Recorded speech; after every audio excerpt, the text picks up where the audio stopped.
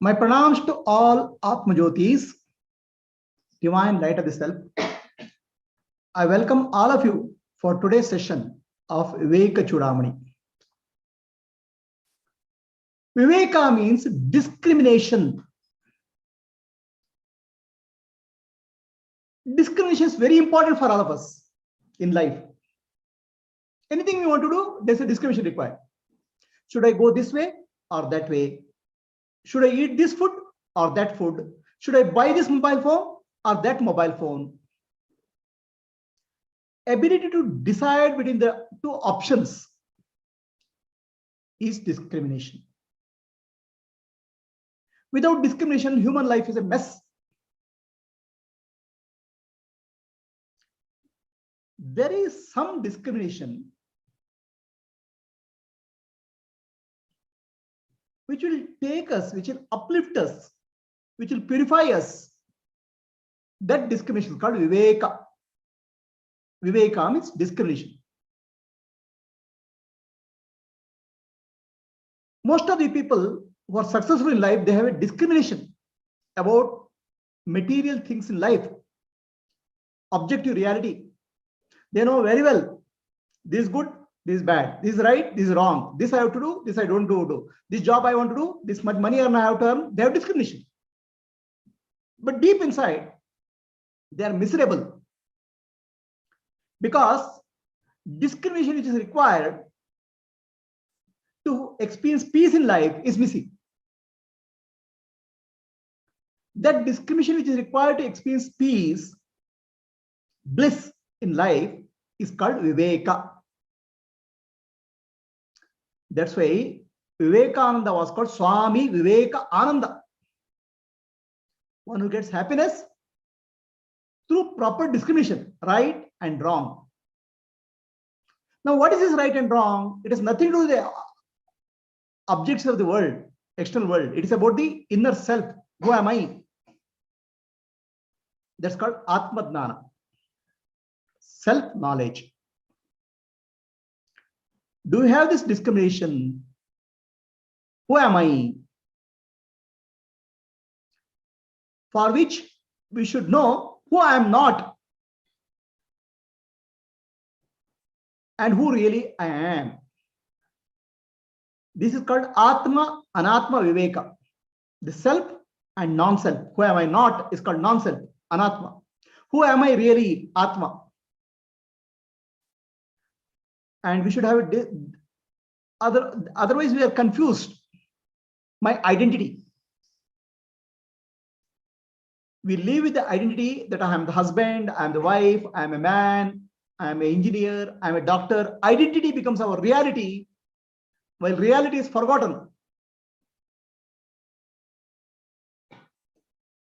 Who am I? That discrimination is called Viveka. Anatma Viveka means who am I not and who really I am. Atma. The real I is pure awareness. Atma is called Brahman. It's called God. So to realize Nanu, Nanembudu, Nanalla, Ideha, Manabuddhi, Nanalla, Sachidanandatma, Shivananani, Shivoham, Shivoham, Shivoham. I'm not the body, I'm not the mind, I'm not the intellect, I'm pure consciousness. Shiva Swarupi is real discrimination. I'm the Atma. This is called Viveka. For that, I have to understand what I am not. Then I have to understand Atma is Nitya, eternal. Everything else is temporary. The body is temporary, the mind is temporary, intellect is temporary, job is temporary. My relationships are temporary. Unchanging reality, I am. That understanding is very important. This is called Viveka.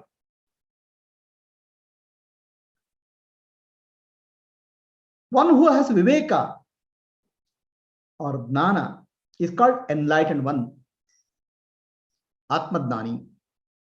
And how can Viveka be developed? Viveka can be developed through contemplation. Contemplation of the teachings of Vedanta is called Atma Vichara. There's no other way Viveka can be developed. For example, I don't know physics. Then I have to study physics to understand the teachings of physics. Similarly, Atma or the self, I don't know. If I knew already, I will be peaceful. I have to get Atma Dhnana. For that Atma Dhnana, I have to study the teachings. And the teaching is available in the form of Vedas and Upanishads.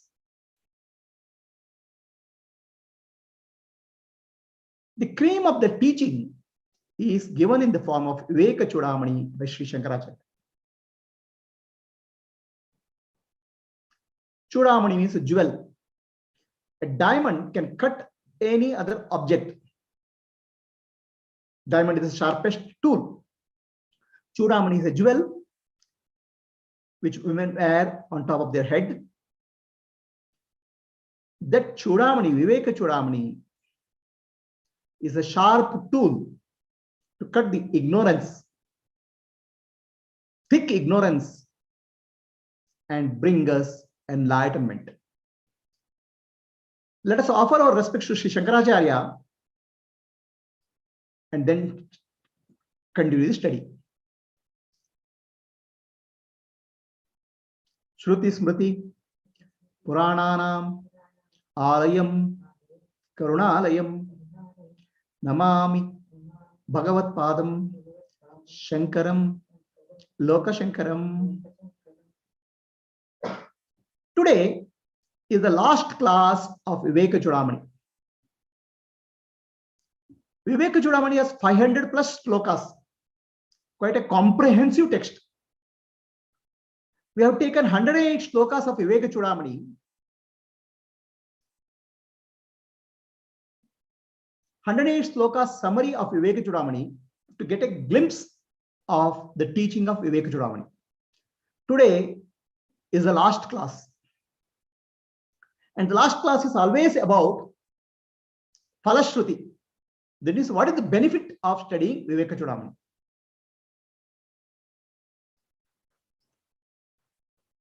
Phalashruti, any spiritual text, always begins with the Mangala Shloka. Mangala Shloka means offering respects to the Ishvara, the Lord, seeking the blessing. Any spiritual text starts with the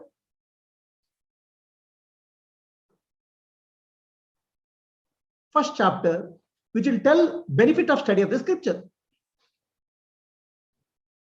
Then final last chapter, always last section, always tells about Phalashruti. What is the benefit of study of this? So we will come to the Viveka Chudamani, the benefit section are called Phalashruti.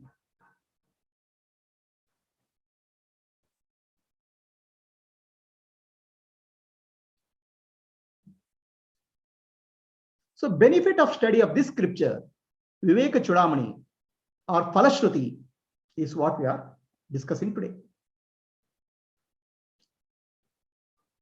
The shloka number 101 or 478 in the original shloka,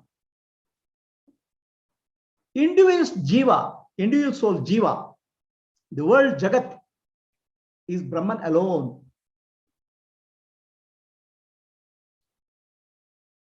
The jiva and jagat, individual soul and the world, is nothing but Brahman. So liberation means staying in the partless knowledge. Partless means non-dual knowledge of non-dual Brahman. This is the brief conclusion of Vedanta. All the Shrutis are means of knowledge, pramana, for non-dual Brahman. When we speak of Shrutis, we are speaking of Rigveda, Yajurveda, Samaveda, Atharvaveda, all spiritual texts.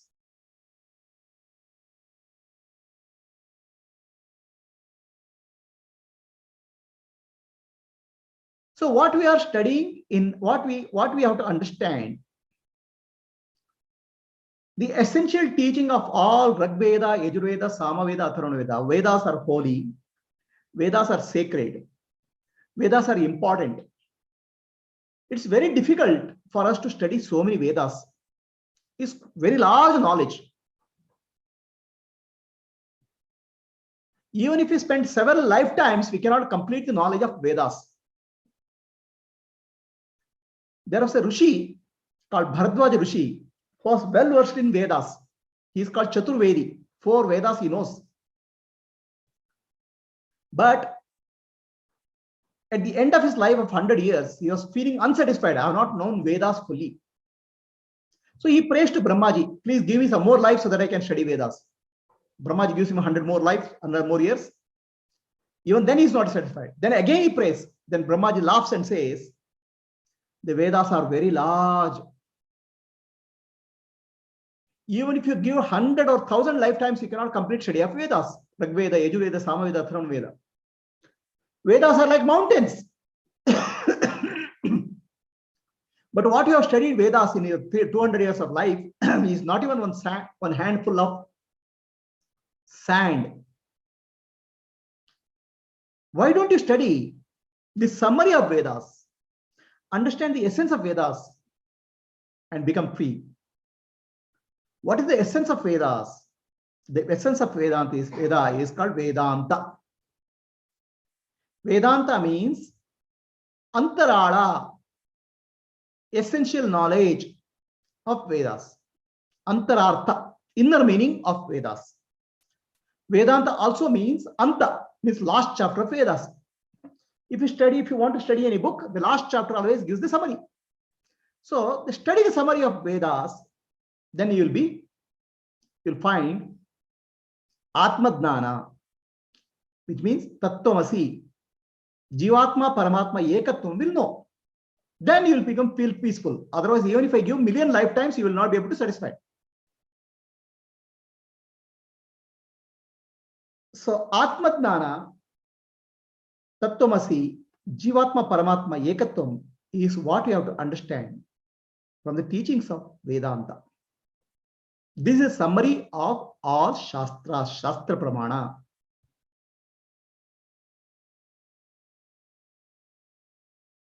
So now, why we should study? I am a Jiva. By birth, I feel I am an individual. I am a body-mind complex, separate from the universe. The universe is so vast. All the time I am struggling for survival in the world. So much of competition for survival. Then I believe there is God somewhere who is taking care of this world. What I don't know is my inner nature, my essential nature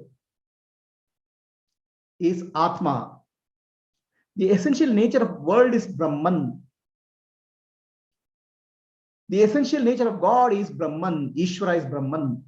So Jiva, Jagat, Ishvara is one reality called Brahman. That understanding I don't have. That understanding alone gives me peace. Otherwise, throughout my life, I'm always struggling. I'm always dissatisfied. Jivatma, Paramatma, Ekatvam. Jiva, Ishvara, Ekatvam has to be understood. So who am I really? I am the pure consciousness, pure awareness, taking the form of Jiva, Jagat and Ishvara. I am Brahman. The Brahman alone takes the form of Jiva, Jagat and Ishvara. So that understanding can only free me. How is it possible? You have a dream. You go to sleep, you are in the bed. In the dream, suddenly you find you are in a forest. A tiger is chasing you. You are running. You are climbing a mountain. Tiger is coming behind you. Then you jump into a river. Then you wake up. After waking up from the dream, you realize that the tiger the mountain, the river, the forest, and you who are running, all are nothing but the consciousness of the person who is sleeping. There was no multiplicity. The variety was there, only appearance. It was my mind which was creating that variety, projecting that variety. That's the dream. The reality is, I am the mountain, I am the river, I am the tiger, I am the forest, I am everything in the dream. That I don't know in the dream. Only when I wake up from the dream, I realize. The same thing is true for the waking dream, what we are seeing. We are seeing the world, we are seeing the forest, we are seeing the struggle, we are seeing living beings, non-living beings. All this is nothing but Brahman appearing as objects of the world. I am that Brahman consciousness who is appearing living as living and non-living beings of the world. I am the world, I am the mountain, I am the river, I am the forest, I am the Ishvara. So all these things has to be understood. So this understanding can come to us only through the sacred teachings of Vedanta. If I don't understand this, I suffer in life. When there is ignorance, there is a suffering. This suffering is called samsara. So why there is a samsara? The samsara is there because I don't know the reality. Ignorance is samsara. So that's why we can define samsara as ignorance. And what is ignorance? Ignorance of teaching of Vedanta is samsara. If you don't have the teaching of Vedanta, then there is samsara. Suppose somebody, a villager, comes to city. He does not know how to read and write. He will suffer in the city. Everybody will cheat him because he is illiterate. Illiteracy or ignorance of the teaching of Vedanta causes us suffering. So the samsara means, in another way, the illiteracy or ignorance of teaching of Vedanta is called samsara. So then what is the teaching of Vedanta? The Vedanta teaching is you are Brahman. Tattvamasi. Aham Brahmasmi. Sarvam Khalida Brahma. All this is Brahman. What kind of Brahman? Akhanda. Brahman is partless. There are no parts in Brahman. So if I don't know this, if I'm illiterate of Vedantic teaching, I am samsari. Okay, now I am literate of Vedantic teaching. I have learned Vedanta from Guru. But I forget it. Then also I am samsari. You learn Vedantic teaching, but you forget it. Then also you are samsari. Not knowing Vedantic teaching is samsara. Knowing Vedantic teaching and forgetting it is samsara. So what is required? The Vedantic teaching has to be contemplated. Shravana, Manana, Nididhyasa. It has to go deep inside us. That's called Nididhyasa. How is that so? I don't know cycling. So learn cycling, practice until you are able to drive cycle without effort. Similarly, Vedantic Jnana has to go deeper inside us. Shravana, Manana, Nididhyasa. So what is the Vedantic teaching? There is no difference between Jiva and Jiva. There's no I and you. The I and you is there in English grammar. In Atma Jnana, there's no I and you. There's only Brahman, Tat. There's no I and an animal. The essence of animal, essence of me is Brahman. There's no I and Ishvara. The essence of me and essence of Ishvara is Brahman. So it's like saying necklace, ring, chain, and various other jewelries are there. They appear to be different in form, but in reality, there's only gold. Similarly, the difference in the appearance of the world in reality is only Brahman. This knowledge is called moksha. Why it's moksha? Because I am Brahman. Brahman is akhanda, infinite, indivisible, ananta, ananda swarupa. So then I realized there was no bondage itself. The bondage itself was illusion. I was thinking that I am the body, I am the mind, I am the intellect. The body brings me a limitation of space. The mind brings me a limitation of time, and intellect brings me limitation of knowledge. None of this is real. It's like a dream. I had a dream. In the dream, I was captured by thieves. They tortured me. But once I wake up, I realize that there's no dream character, it's not real. Similarly, to realize I am Brahman is called moksha. There's no bondage itself. I was living in the ignorance that I am the body, mind, and intellect. So this is the essence of Viveka Chudamani. Aham Brahmasmi, I am Brahman. Sarvam Khalvida Brahma, all this is Brahman. So many religions say there is one God. Vedanta says there's only God. There's not one God. The only God is called Brahman. There's nothing other than God. Everything else is just an appearance, a dream-like situation. Unreal. The only God is Brahman, and I am that.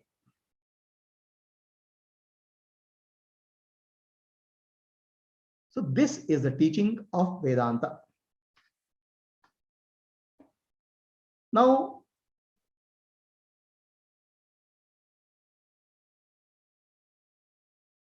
what is that we gain by study of Vedantic teaching? There are always two types of knowledge. One type of knowledge is I get knowledge, I do something about it and get the result. That is called Vyavaharika Jnana.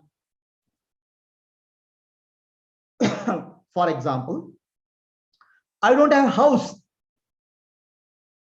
I want to build a house. So I have to find out a good engineer, try to understand what is the process of building the house, make a drawing, earn a lot of money, then construct a house. So the knowledge first, action next, and result finally. This is called sadhana, not spiritual practice. Sadhana means practice. So jnana first, then action or sadhana, then phala, result. This is called vyavahara. In the world, it is like that. There's another kind of knowledge where it doesn't apply.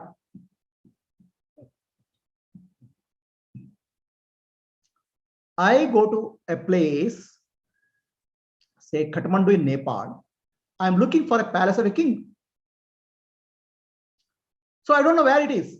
Then ask somebody, where is the king's palace? Then the person says, you are standing in front of the king's palace. This is the king's palace. So here, the experience is happening. I'm not recognizing the experience. So knowledge is required to recognize the experience. Knowledge does not lead to action and result, because there's no action possible. I'm standing in front of the palace, already there. Knowledge only removes the ignorance to understand what I'm experiencing is the reality.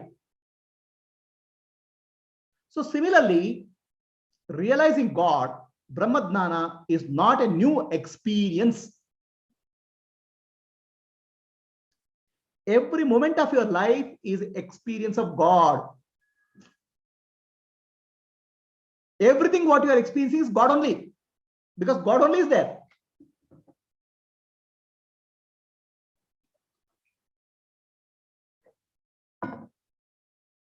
Everything you see, touch, feel, taste, hear, everything is God only. But I am not able to recognize that God. For recognition, ignorance has to be removed, and not that I have to do something about it. I have to understand this is the nature of God. That understanding is called jnana. So here is the second type of knowledge. Knowledge leads to recognition of experience. Knowledge doesn't lead to new experience. Knowledge does not require a doing action to get experience. Most of the people confuse the God realization of the Vyavarika. Oh, if I would get a house, I have to do a lot of effort. Sadhana. To realize God, you have to drop the effort. That's called surrender. What is there in the worldly life is the ulta palta in the spiritual life. What you consider as struggle in the worldly life is the simplicity in the spiritual life. So most of the time we don't recognize this inverted nature of life. Oh, to get a car, I see I have to struggle for so many years. If I have to get infinite God, I would have to so much struggle. On the other hand, you have to drop your struggle. You have to surrender to God. All struggle you have to drop. So anything you get in life, you need time. Oh, how much time I have to get? How much time is this required to get realize God? Again, you have to drop the concept of time. God is timeless. God is now. To get, see, if I get one car, so much happy I will feel. How much happiness I will feel when I get God? You will not feel happiness. You realize that you are happiness.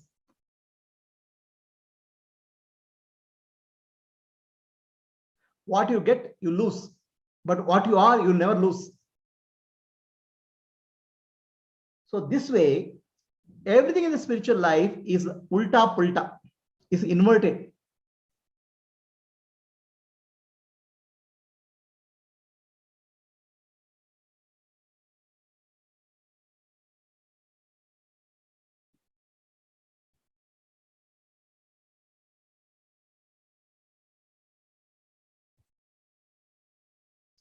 So what exactly is the teaching of Vedanta?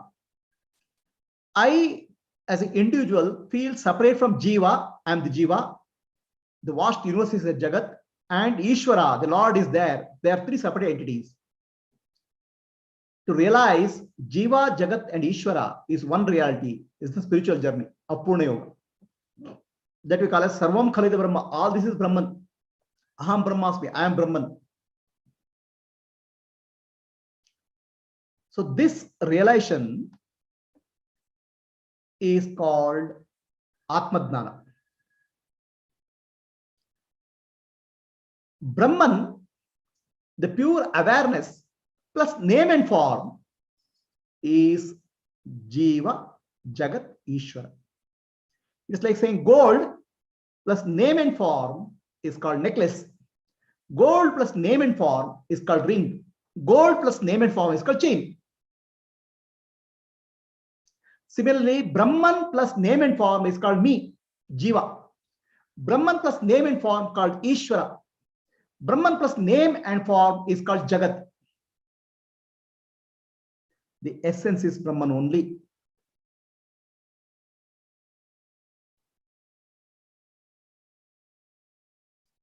So then why am I not able to realize? For day-to-day functioning in the world, We need a mask. We need an identity. The husband, the wife, the mother, the engineer, the doctor. These are all masks.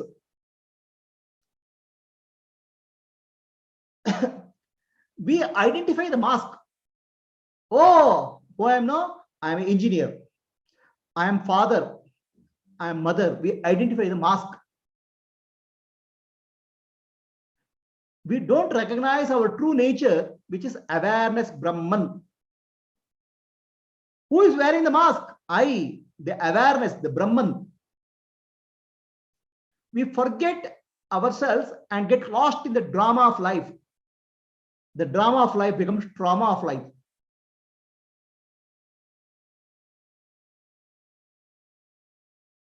We become too seriously start thinking, I'm the mother. I'm the wife. See, you are the wife with respect to husband. You are a husband with respect to wife. What are you really?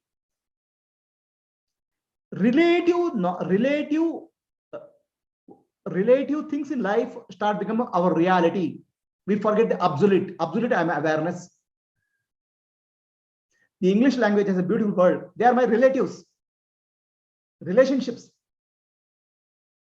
They are relative to me. But what are they absolutely?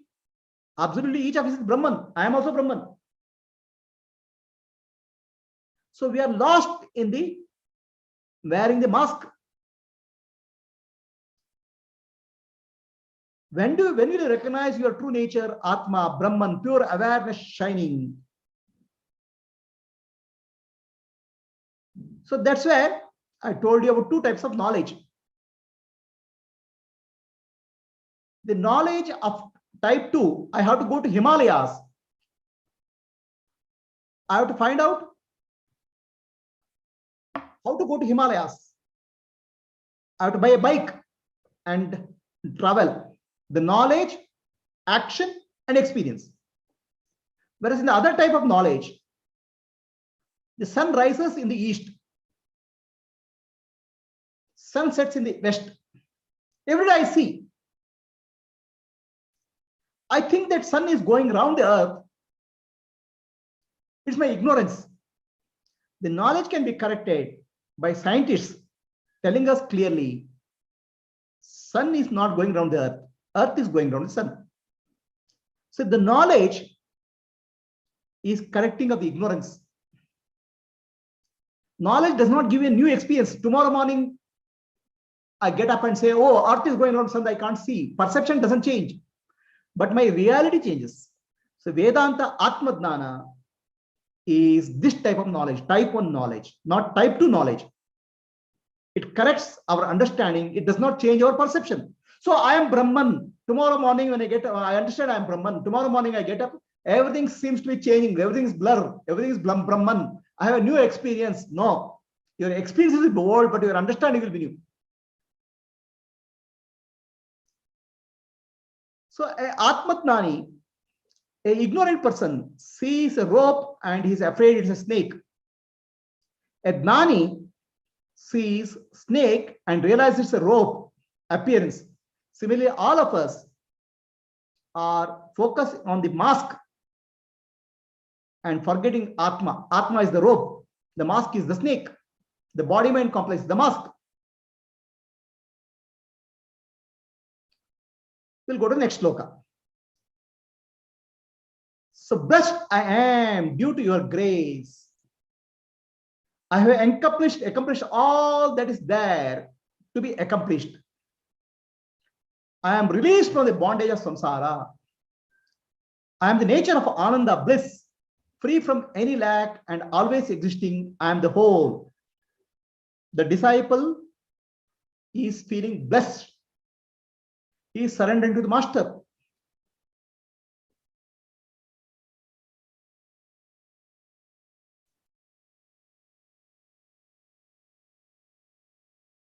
So the disciple, now Falashruti has started. What is the Falashruti? First you have to Aham Brahmasmi, I am Brahman, Sarvam Khalo is Brahma, all this is Brahman has to be realized. Jivatma Paramatma Ekatvam has to be realized. disciple has realized that I am Brahman. He has realized Sarvam Khalu the Brahma. All this is Brahman. He feels he's blessed. Our life is a bliss. Our life is either we have a mess or a bliss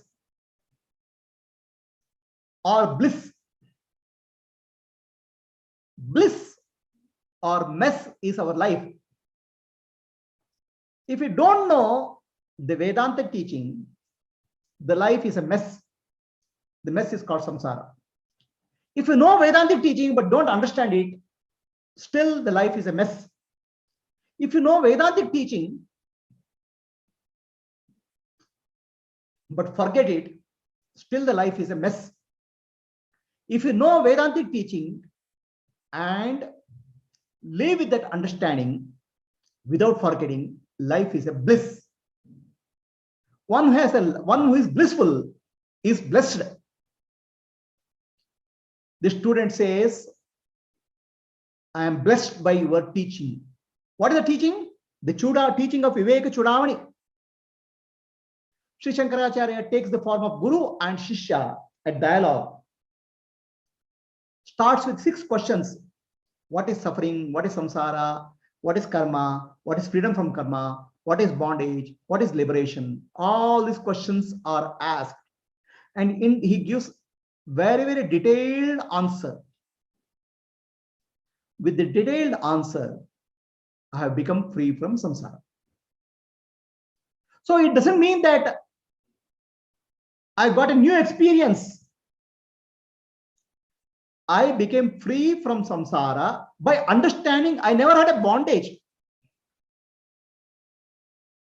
I never had a bondage.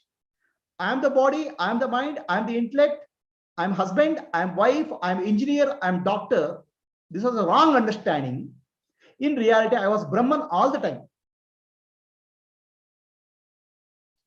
My bondage was an illusion. It is not real. It is like I looked at a lamppost. I got scared. There's a ghost. I got fever. I went to a magician to remove the ghost from the ghost. So magician chants a mantra and takes me near the lamppost. You see, this is lamppost, not a ghost. Then I realized that there never was a ghost. There's only lamppost. I was under illusion. So you don't have to chase away ghost. Ghost was not there. Ghost was imagination. Similarly, I have a ghost called ego, which is not real, which is imaginary. That ghost is causing me tremendous pain and suffering. Through Atma Dnana, Atma Vichara, the ghost disappears. Or rather, I understand the nature of ghost. It doesn't mean that ego has to disappear. You have to understand the nature of ego. So you look at a lamppost and you see a ghost. Then we go to closer to the lamppost and then realize this lamppost. Again, you come back and see the ghost may appear because of the lighting condition, but you are not afraid.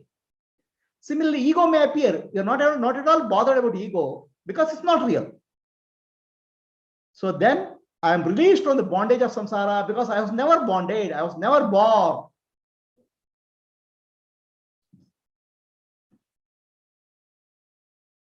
I realized that my nature is ananda, bliss. Ananda is not happiness. Ananda comes from the word ananta.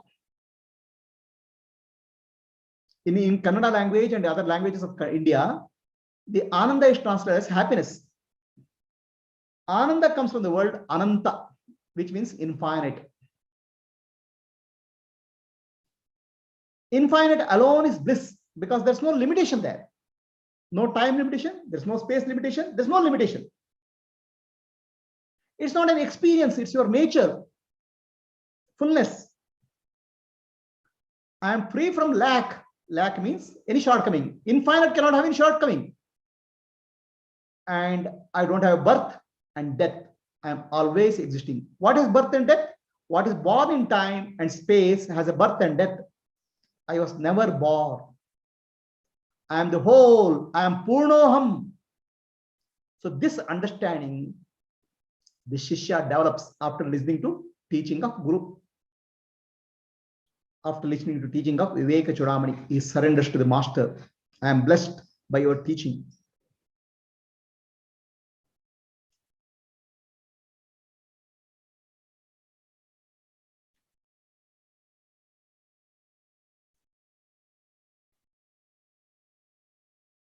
So the disciple wholeheartedly surrenders to the master. So now he says, you have made me the emperor. The glory of being the emperor of my kingdom is gained. By what? Due to grace of Guru and Ishvara. My salutations to Guru, Mahatma, who is as great as Brahman. I offer salutations to you again and again. Here is the emperor enjoying his throne. But some time back, this emperor was a beggar. The Shishya says, I was a beggar. Now you have made me emperor.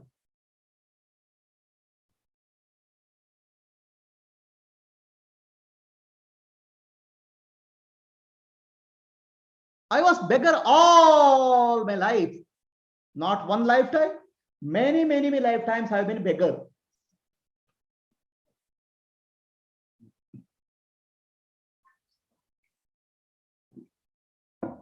Is beggar's life happy? He is at the mercy of people. When people give something, they abuse him. They'll, if you ask 1 rupee, they'll give 5 paisa. Some people will shout at you. Is beggar's life comfortable? What kind of life are we leading? We are miserable beggars. No, I'm not a beggar. I'm an engineer. I'm a doctor. I'm a husband. No, we are beggars. We are seeking happiness. We are begging for happiness. We want to get happiness from the world. We want to get happiness. My friend has to give me happiness. My wife has to give me happiness. My husband has to give me happiness. My job has to give me happiness. My boss has to give me happiness. We are desperately begging for happiness from the objects of the world.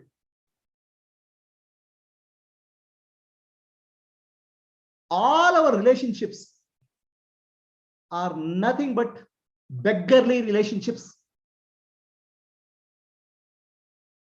We are beggars seeking happiness from the objects of the world. A beggar has never peace, no peace in his life.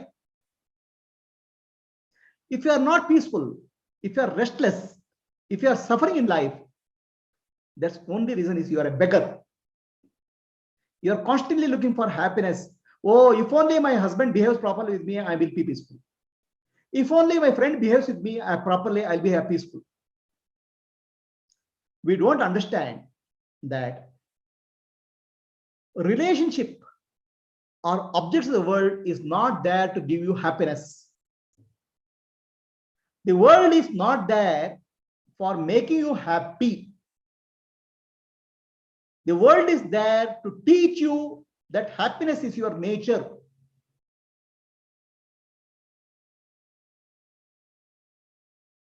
The school is not there for the child to go and enjoy life. The school is there to study. You admit your son to university. The university education, the son doesn't have to go there to enjoy life, go to a movie, go to a picnic, find a girlfriend. He is there to study and work hard and study. The universe is the university of God. It's an education system. Universe is not there to give you happiness. Universe is there to give you the right learning lessons in life. The lessons of karma. What you do to others will come back to you. learning karmic lessons, learning maturity, learning to know that my nature is Atma, Brahman. Everything is in the world is Brahman. Sarvam Khalid Brahma. That education is given by the university called universe. If you are looking for happiness in the universe, you are missing, because you see everything in the universe constantly changes. It's always changing. Change will make you restless.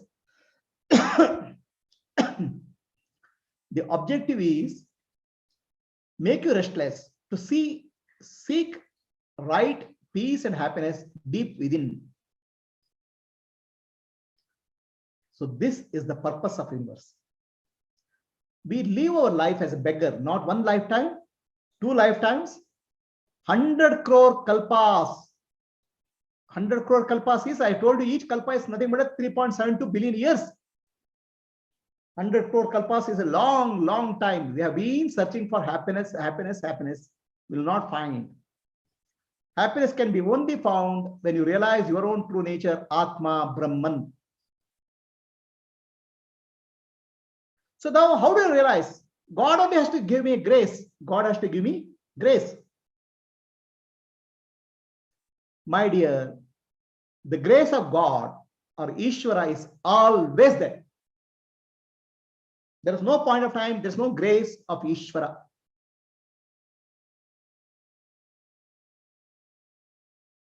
The sun gives light.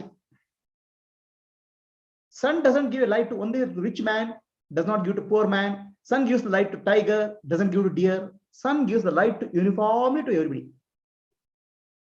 Similarly, grace of Ishvara is available to you all the time. But do you have the ability to receive the grace?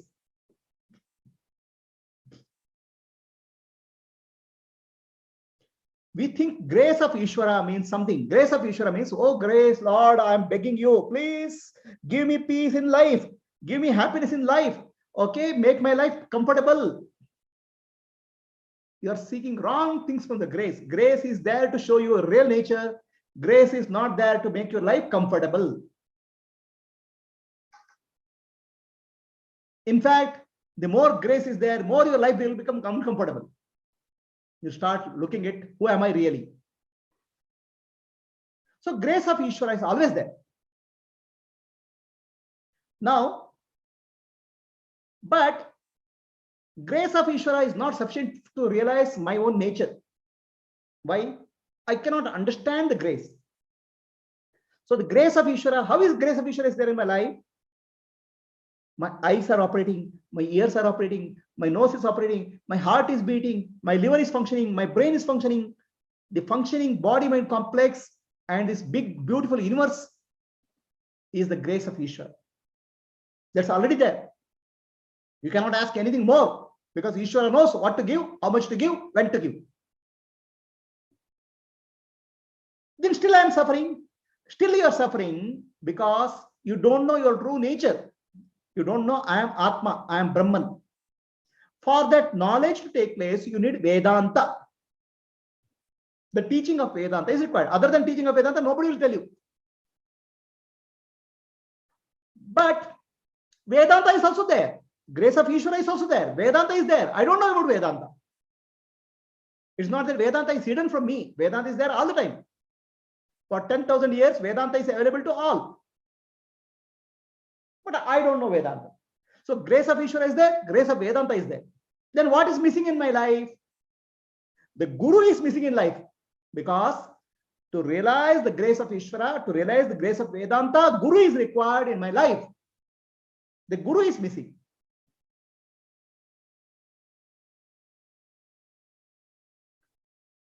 The Guru can come to my life only when the grace, because of the grace of Ishvara.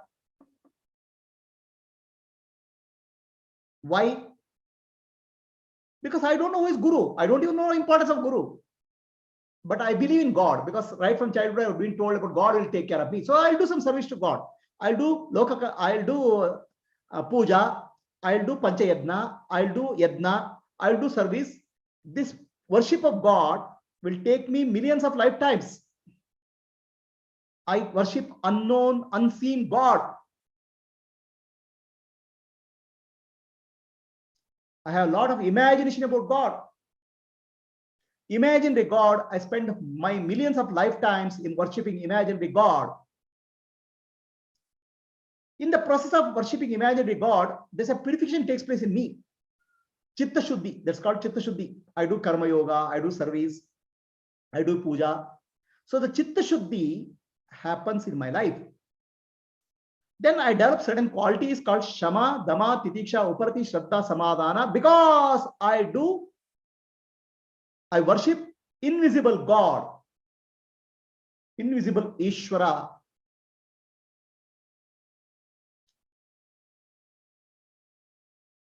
So when there's a purification, the grace of Ishvara comes to your life.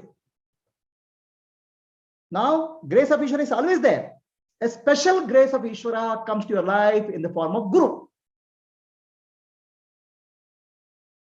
Why it is special grace? Because without Guru, without Atma Dhyana, Mukti is not possible. Liberation is not possible.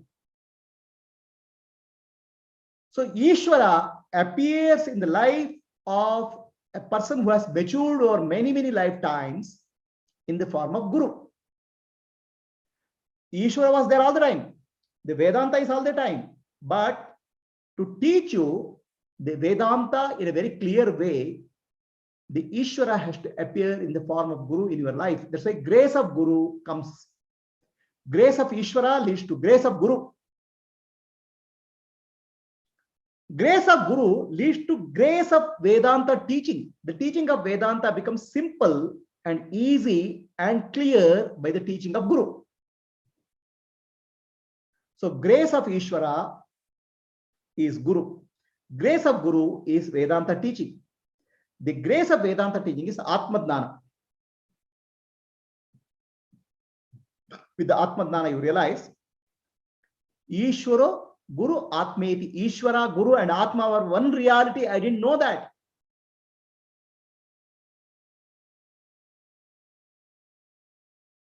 Unless Guru is there, Sadguru, a realized master,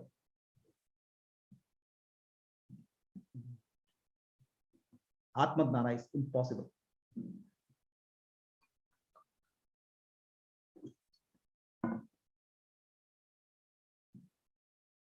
So now,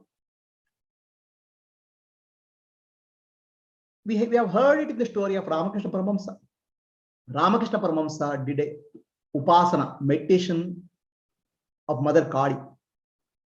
Mother Kali is Ishwari, the Lord.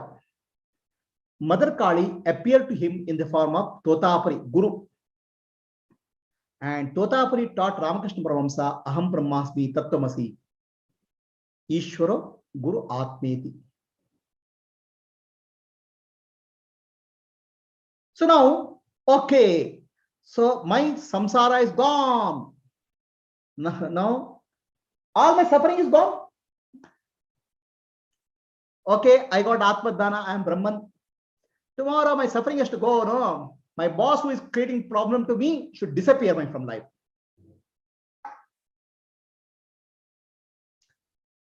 There is a fight with my friend. The friend should disappear from my life. Nothing of that nature will happen.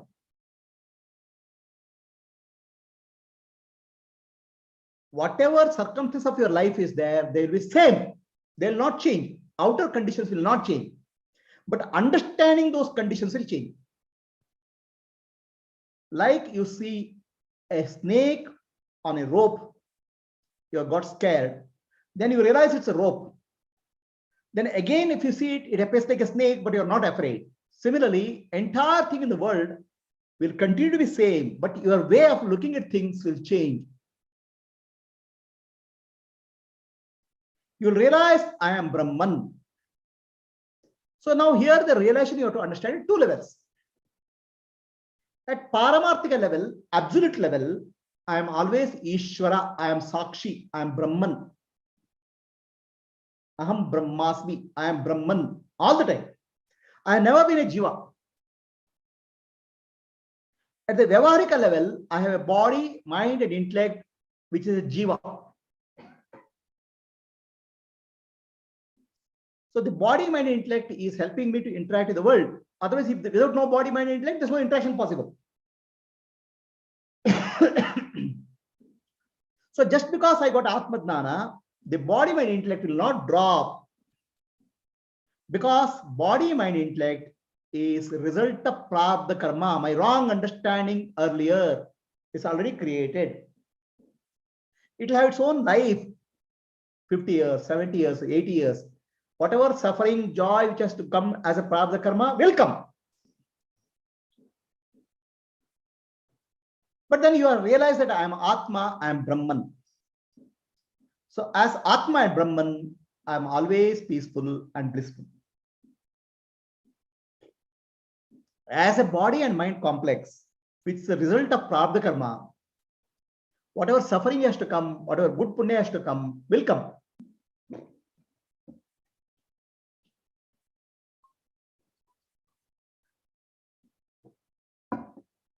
A Jnani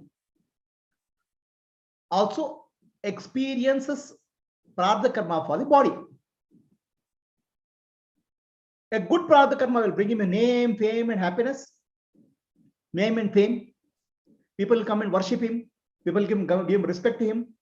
A bad prarabdha will bring him a blame. People will abuse him, or he may have disease. So prarabdha karma is there after jnana, because prarabdha karma already started before you got jnana. So now a jnani is living in two worlds. One is paramarthika. He knows deep inside he is Brahman, and he knows there's a body, there is an ego, ahankara. This ego is a purified ego. It knows that I am Brahman. Still it will interact with society, still it will continue to do job, continue to live with the family, or continue to do service, whatever is to be required, it will do. Anything coming in life, good and bad, favorable, unfavorable, the purified ego will accept with equanimity. It will accept, saying that it's prarabdha karma which is coming. It does not fight with the prarabdha karma, ego. All actions of a jnani, the purified ego, is for loka kalyana. So there's a new karma is coming. Acceptance of life is there. So that's why when you accept life, even the terrible suffering will become peaceful. When you reject only, there's a suffering.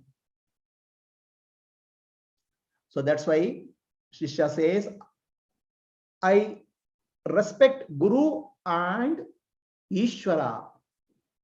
Guru first and Ishvara next, because Guru has given the Jnana, Ishvara has sent the Guru. Guru has taught me Vedanta with love, with compassion. He has given me clarity. So that's why I am grateful to Guru. I'll be ever grateful to Guru. Nothing can be given to Guru. The Shishya realizes now, you cannot give any Guru Dakshina to Guru. You cannot give. See, we have a concept of giving Guru Dakshina. Dakshina means some amount of something in return. So Dakshina word comes from the word called Daksha. Daksha means skillful way of giving to Guru. What can you give to Guru? Guru who himself is Brahman. Guru is infinite love, infinite compassion, infinite peace, infinite happiness. What can you give to him?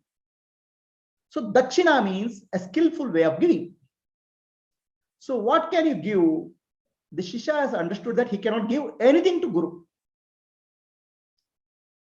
But he still wants to give. What he does, he gives the teaching of Guru to others, because there's no other.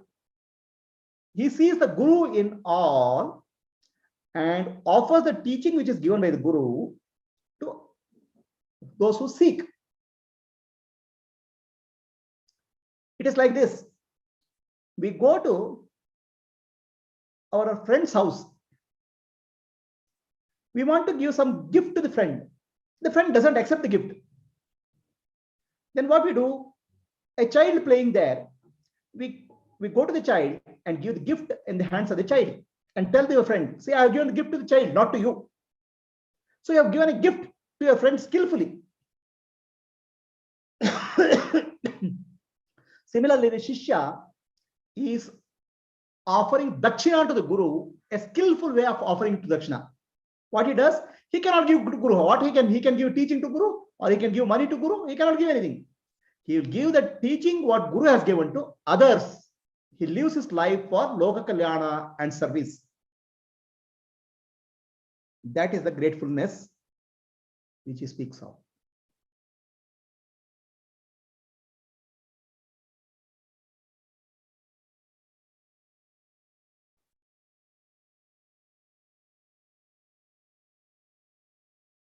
So now Guru is giving him some last instructions before the Shishya is ready to go. So he calls Shishya as great one. Oh, great one. Oh, great one means, oh, Brahman, you are Brahman.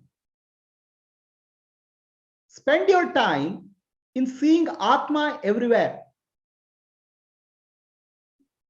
Recognizing yourself as non-dual Atma and enjoying the bliss, Ananda, all the time.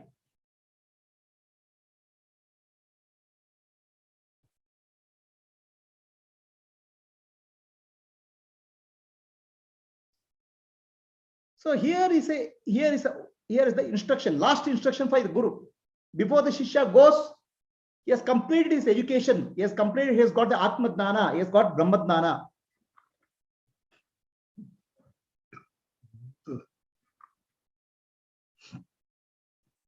He calls Shishya, Guru recognizes the Brahman in Shishya. Oh, great one.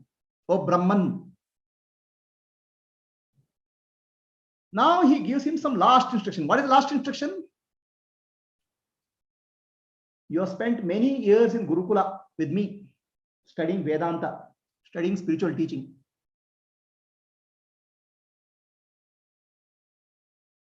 Okay. In Gurukula, I was there to remind you all the time. Whenever you are missing, when you are lost in thoughts, whenever you forgot about Vedantic teaching, I was there all the time observing you and bringing you back to senses. Now you are going out of Gurukula. There will not be me, I will not be there. You have to constantly contemplate. Remember the teaching of Vedanta. Don't forget the teaching of Vedanta. If you forget the teaching of Vedanta, then you'll get into trouble. You'll get into samsara again. What is the teaching of Vedanta? Nanu, Nanembudu, Nanalla, Ideha, Manabuddhi, Nanalla, Sachidanandatma, Shivananani, Shivoham, Shivoham, Shivoham. I'm not the body, I'm not the mind, I'm not the intellect, I'm pure consciousness. This is the teaching of Vedanta. It is the teaching of Rigveda, Yajurveda, Samaveda, Atharvana Veda. It is the teaching of Bhagavad Gita. Never, never forget. If you don't know Vedanta, there is samsara. If you know Vedanta but forget teaching of Vedanta, there is a samsara. If you know Vedanta and remember the teaching of Vedanta all the time, then you are mukta. So now, remembering the teaching of Vedanta is called nididhyasa. So Guru is telling Shishya that now you do nididhyasa all the time. Now the problem is people have a lot of, they are hung up on meditation. Nididhyasa is remembering the true nature of the self. Nidhi means wealth. Dhyasa means having attention.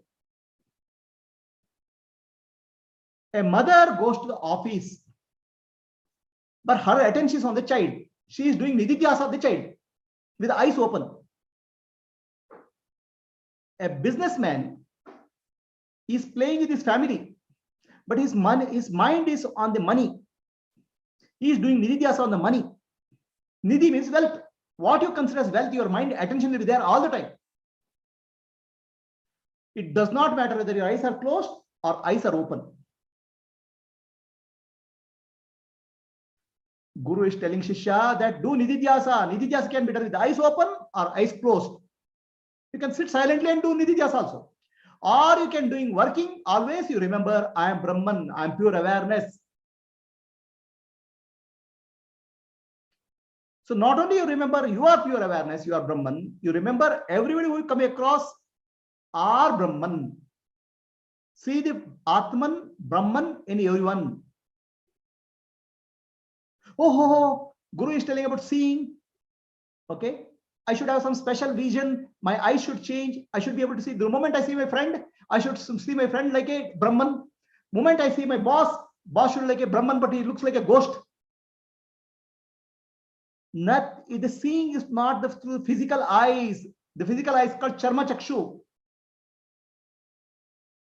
Charma chakshu will not help you to see the reality. Jnana chakshu, understanding clarity, will help you to see the reality. Through Jnana Chakshu, Atma Jnana, learn everybody's and see everybody as Brahman.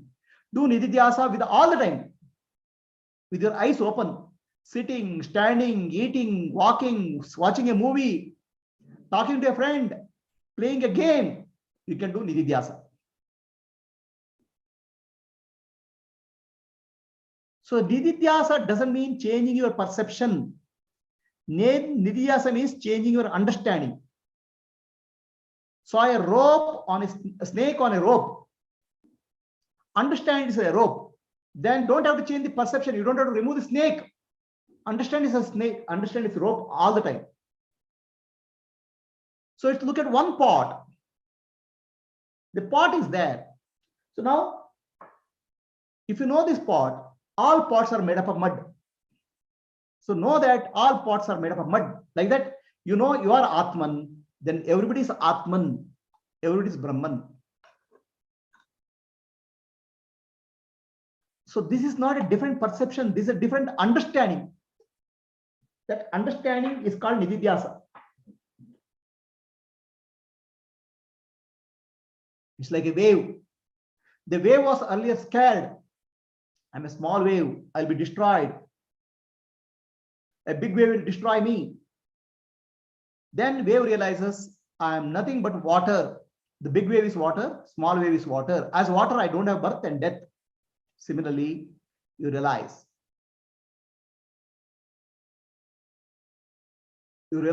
everybody is Brahman. And one who has this knowledge enjoys Ananda all the time.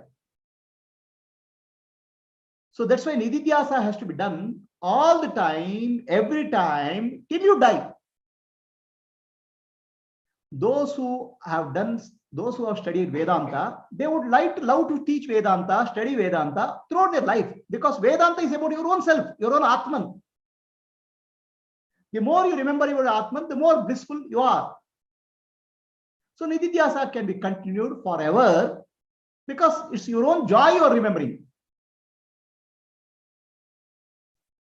Atma is nature of Ananda. How long I should enjoy Ananda? By remembering Ananda, I enjoy Ananda all the time. Brahma Abhyasa, you continue. The Guru is advising, last teaching. Do Brahma Abhyasa. That means nididhyasa continuously with eyes open or eyes closed. So the world, what you see, the body, mind, intellect, and the world is anatma, not self. What is available to name and form is anatma. All the time, remember you are Brahman, awareness, sakshi. So it doesn't mean that your prarabdha will go, your prarabdha will continue. Whatever good karma or bad karma will come in the form of prarabdha. Accept prarabdha, don't fight with the prarabdha. But remember, you are Atma, Ananda Swarupi all the time. So constantly you learn How to separate out Atma from Anatma? Atma from the Ahankara. Ahankara will have Prarabdha. No doubt the Ahankara is purified Ahankara, but it will still have Prarabdha. Atma has no problem. Ahankara has no solution. Prarabdha has no solution in that sense. Accept it, because Prarabdha will last till another couple of more years. So Nididhyasa has to be followed throughout the life.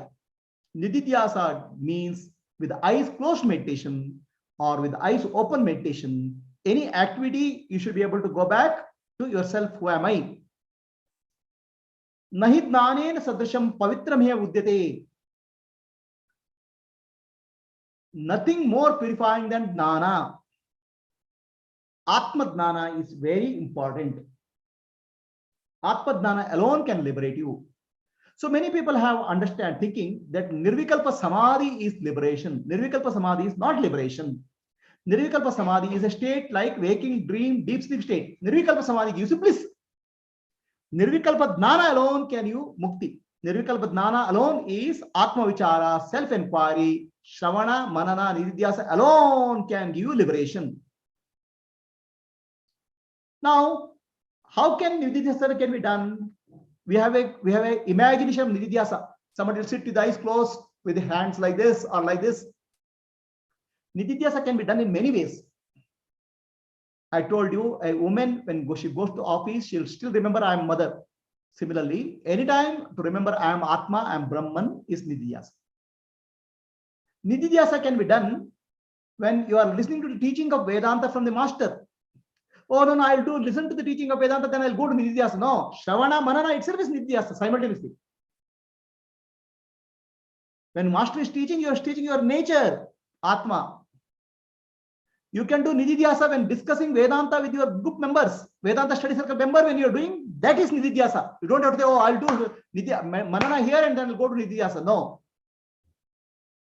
Or you can study Vedantic teaching of the master, do transcription, or you can do you can take that and convert it to book, or you can do meditation, or you can do the teaching of master. All this is Nididhyasa. Nididhyasa is not one specific form.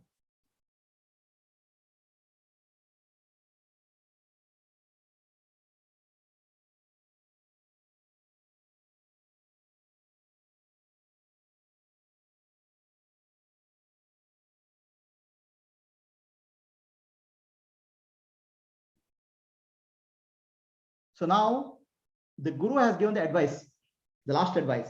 Do Nididhyasa, never forget Vedanta. Throughout your life, do Nididhyasa. Either listening to Vedanta or teaching Vedanta or remembering Vedantic teaching. In whatever action you do, always be in touch with Vedanta. So seeking permission from the Guru, the disciple lives after listening to the words of the Guru and offering salutations with respect.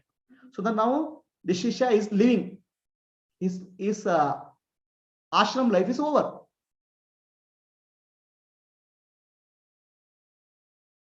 Now where is Shishya going? The Shishya cannot stay in the Gurukula for a long time because Guru doesn't have the resources to feed so many people. He'll have to take care of more Shishyas. Right? So after Shishya completes the education, they'll go. Like you complete your P-college, you leave. So after Shishya completes the education of the Guru, he lives. There's no place where he can keep on staying in Gurukula all the time. Maybe some Shishyas will stay, but not all. Now where will he go? Why will he go? Because he will have to go. He has to experience his Prarabdha Karma. His Prarabdha Karma is waiting for him. Shishya's Prarabdha Karma. Just because he got Jnana, Prarabdha Karma doesn't run away.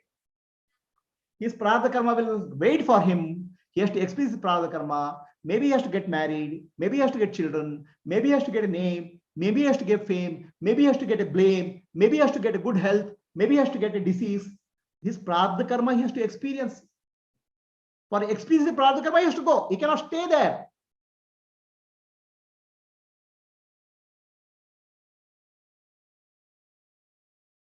So Guru and Shishya relationship is over now, because now Guru and Shishya have become one.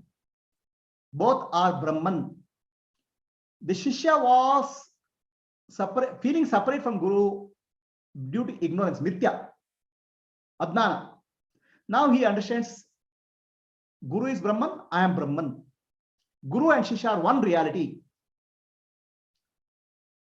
So now, after understanding this, the Shishya cannot trouble Guru because Guru has to take care of the ashrams. He has to feed. He has to teach more people. Shishya says, I live to experience my prarabdha karma.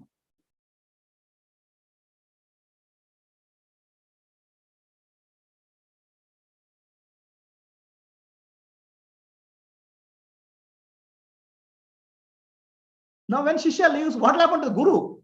That's next question Shankaracharya addresses. Okay. So like our friends come to our house and then leave, we'll start crying, oh, you're leaving now.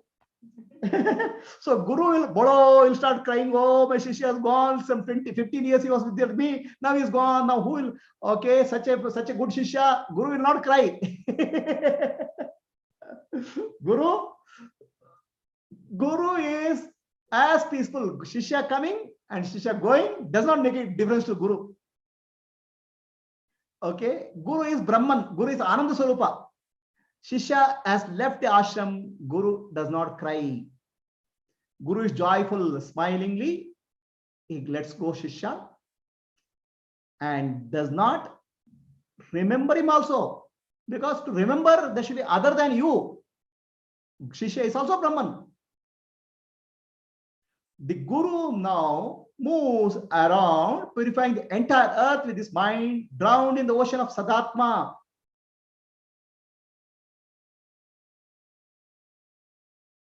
Guru is blissful. He is Atma-dnani, he is Brahma-dnani. For him, he sees only Brahman.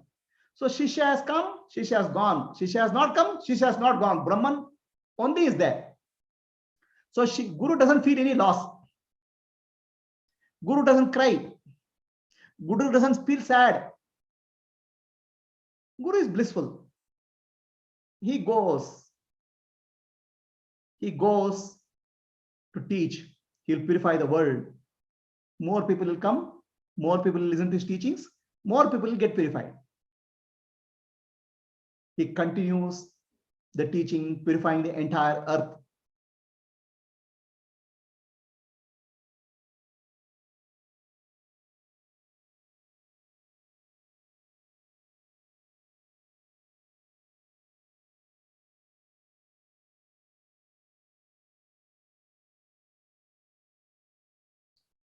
So now we are coming to last shloka, 108 shloka, 107, 108.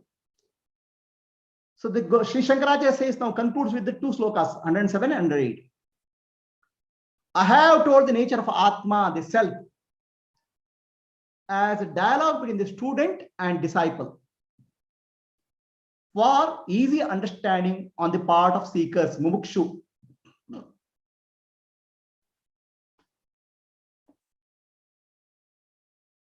So why I have done this? Those struggling jivas wandering in the desert, craving for water and being scorched by the heat in the form of samsara, these words of Shankara gives moksha, triumph, showing the non-dual Brahman, the ocean of nectar, which is very close and producing happiness.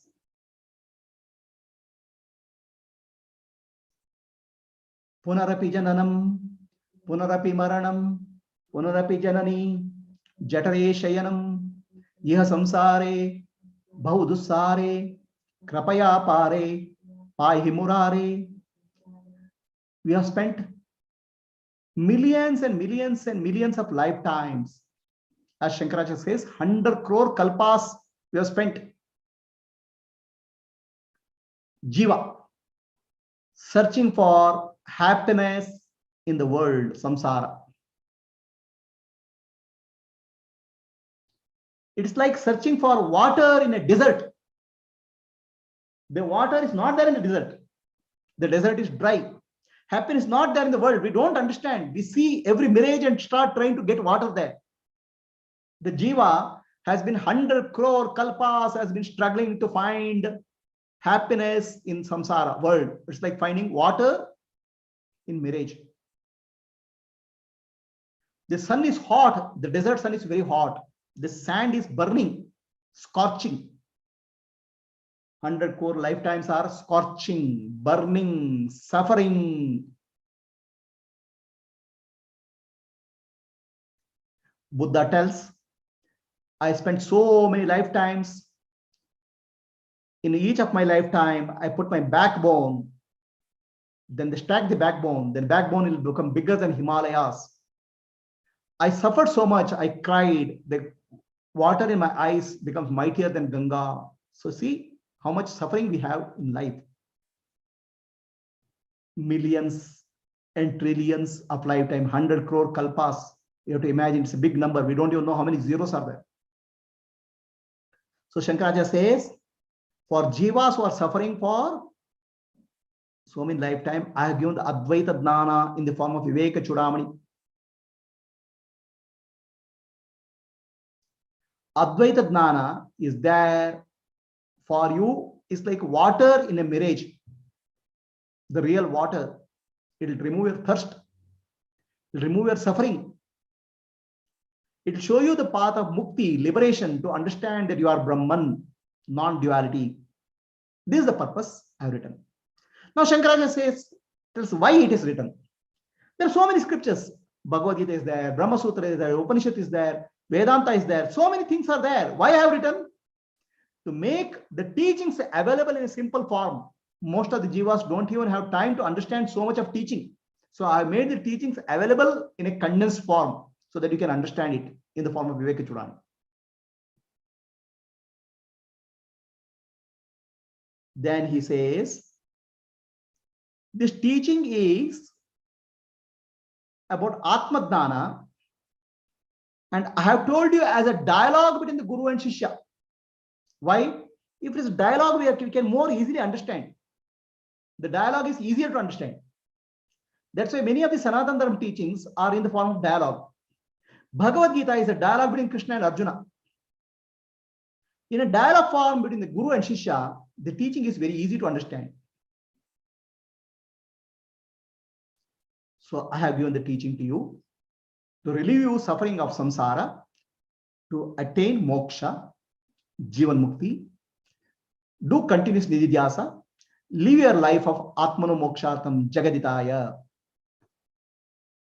and never forget nididhyasa, the teaching of Vedanta.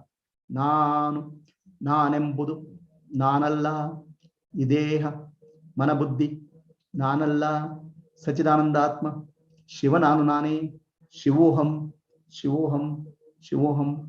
I'm not the body, I'm not the mind, I'm not the intellect, I'm pure consciousness. Never, never forget it. And continue to study of Vedanta, contemplation, Shravana, Manana, Nidhyasa, and service throughout your life. This is the teaching of Shankaracharya. Let us offer our respects to Sri Shankara. Shruti Smruti, Purananam, Alayam, Karunalayam, Namai Bhagavat Padam, Shankaram, Loka Shankaram.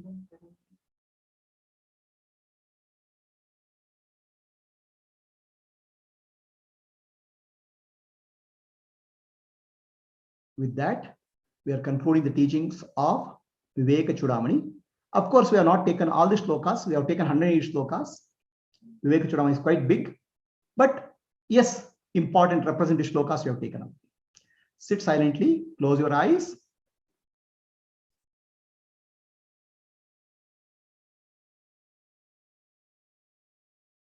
Let us offer our respects to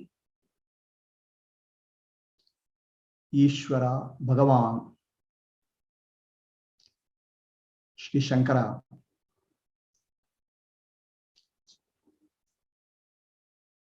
Sadguru, for showing us the path of Jivan Mukti, liberation. May all of us throughout our life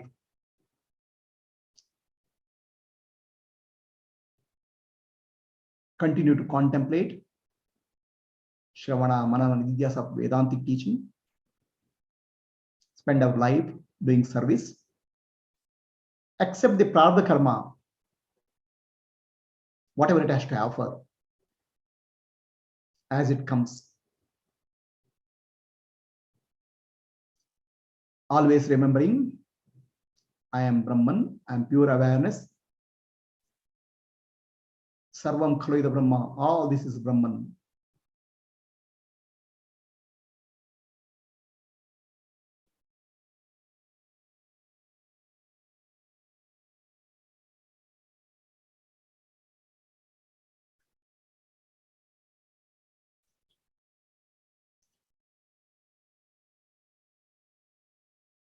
Asatoma sadgamaya tamasoma jyotirgamaya mrityorma amritam gamaya. Om Shanti Shanti Shanti. Purnamadaha Purnamidam Purnat Purnamuduchyate Purnasya Purnamadaya Purnamevavashishyate. Om Shanti Shanti Shanti.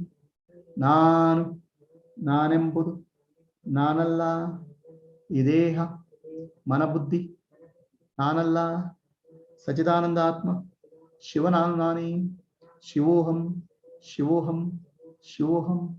I'm not the body, I'm not the mind, I'm not the intellect, I'm pure consciousness, Shivaswarupi. Atma Darshanam Brahma Darshanam Brahma Darshanam Satya Darshanam. To know the self is to know God.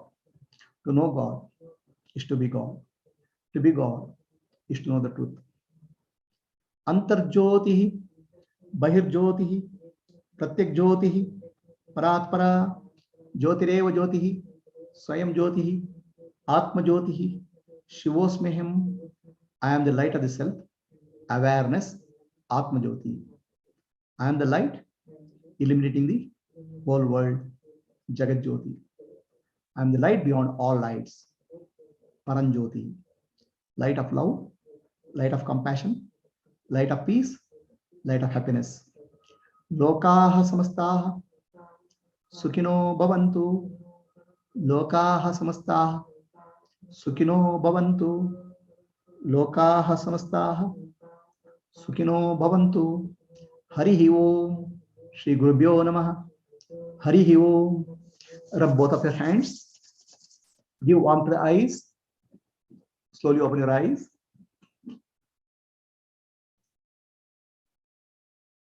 So there are various social media sites, YouTube link for Vedanta, for children program, and website for Light of Self Foundation.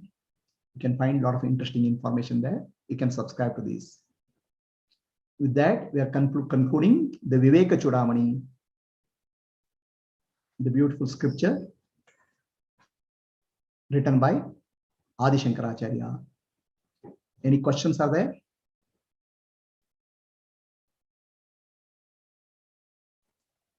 Anybody has any questions? Om Prabhuji. Hari Om Vasu.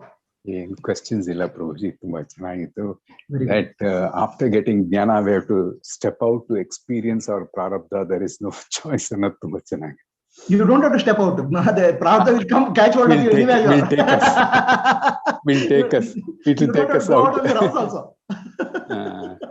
So, yeah, as bidala. Prarabdha must be sitting next to you also. Lifelong friend. Or friend over several lifetimes. Lifetimes. It will not leave you anyway. Very nice, Prabhuji. Andre, Sumar Sala, Jnana is the end all and be all and end all anta ಒಂದು ತಪ್ಪು ಕಲ್ಪನೆ ಇರುತ್ತೆ, ತಪ್ಪು ಅಭಿಪ್ರಾಯ. But unless we experience our own prarabdha, there is. If your prarabdha is over at the time of jnana, your body will drop that time itself simultaneously. Okay, Prabhuji. Right? Yes. The body will be living. Body will be there to experience the prarabdha karma remaining. Remaining prarabdha karma, typically in the case of a guru, it is to teach. The teaching has to happen through the body.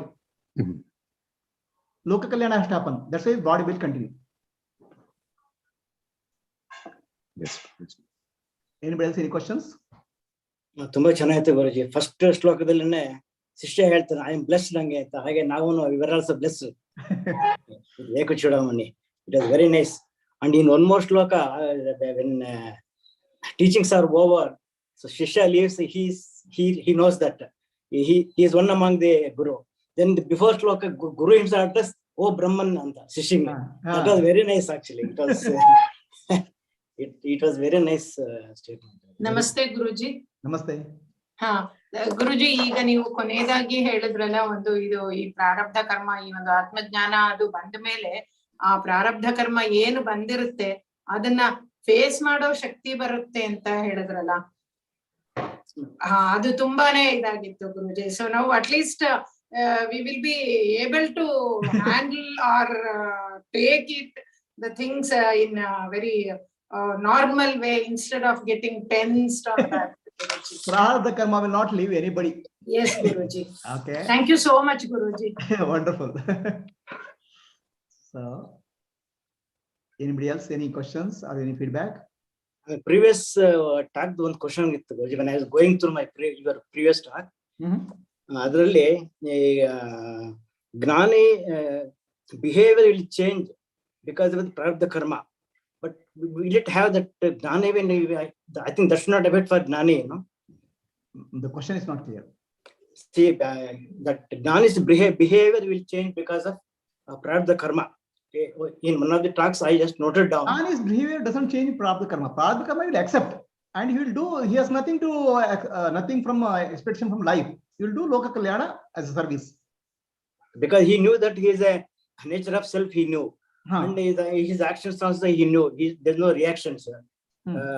But somehow I noted down behavior comes from prarabdha karma of Dani. Behavior doesn't come from prarabdha karma.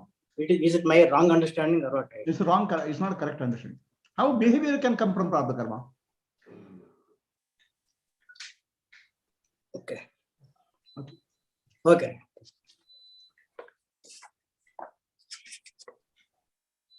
So we'll take up the next topic, which I'll announce. Maybe Brahma Sutra will complete. Okay. Maybe next week. So anybody, any other questions? No questions, Prabhuji. Okay. ನಮಗೆ ಶಂಕರಾಚಾರ್ಯರು ನಾವು ನೋಡಿಲ್ಲ, ನೀವೇ ನಮ್ಗೆ ಎಲ್ಲಾ ತರದ ಆಚಾರ್ಯರು. ತುಂಬಾ ತುಂಬಾ ತುಂಬಾ we are so grateful to you Prabhuji. ನಿಜವಾಗ್ಲು ತುಂಬಾ grateful. Thank you so much, Prabhuji. I'm also grateful to all of you because patiently you are listening. No, if I don't have students, I will where will I talk? No, last week we missed it so much. We missed the discourses so much, Prabhuji. Really. Now Nididhyasa with you only ಮಾಡ್ತೀವಿ. ನಮಗೆ ಗೊತ್ತಿಲ್ಲ. Okay. Yeah. ಹರಿ ಓಂ ಗುರುಜಿ. ಹರಿ ಓಂ. ಗುರುಜಿ, ಈ ವಿವೇಕ ಚೂಡಾಮಣಿ ಶುರುವಾದಾಗ ನನ್ನ ಮೊದಲನೇ class ಇತ್ತು. Light off the self foundation ಅವತ್ತೇ join ಆಗಿದ್ದೀನಿ ವಿವೇಕ ಚೂಡಾಮಣಿ ಕ್ಲಾಸ್ಗೆ, ಮೊದಲನೇ class. So this journey first class ಇಂದ ಇವಾಗವರೆಗೂ ಇಟ್ ವಾಸ್ ವೆರಿ ನೈಸ್. ಅದೇ ನೀವು ಹೇಳ್ದಂಗೆ ಗುರು ದಕ್ಷಿಣೆ ಅಂತ ಹೇಳಿದ್ರೆ ದಕ್ಷವಾಗಿ ಕೊಡಬೇಕು ಗುರುಜಿ ನಿಮ್ಗೆ. ಗುರು ದಕ್ಷಿಣೆ ನಿಧಿಧ್ಯಾಸ ಮಾಡ್ತಾ ಖಂಡಿತವಾಗ್ಲೂ ಇದನ್ನ ಮುಂದುವರ್ಸ್ಕೊಂಡು ಹೋಗ್ತೀವಿ. This is the promise Guruji. Thank you Guruji. Hari Om. So next topic I'll announce later. Okay. Hari Om. Hari Om. ಸಾಷ್ಟಾಂಗ ಪ್ರಣಾಮ. ಈಗ we'll start Kannada in 10 minutes. Okay. Hari Om. Hari Om.